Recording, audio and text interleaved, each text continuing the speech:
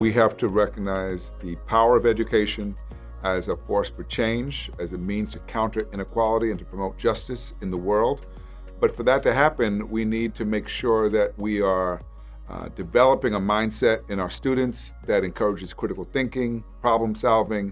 Deeper learning is just a way of talking about those higher order thinking skills that we know are so essential for problem solving and creativity. Too often, education focuses on the lower level thinking skills, memorization, and giving the teacher back what you've learned. When students engage in that deeper learning, they are more likely to become empowered by what they learn, more likely to be able to use what they learn to solve problems for themselves and in the world around them.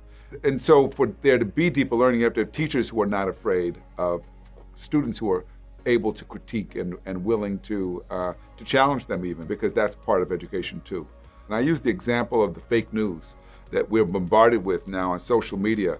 And so many people, not just kids, adults, can't tell the difference between what is a genuine, well thought out, researched source of information and what's being used to manipulate us. Educators have to make sure our students get that ability.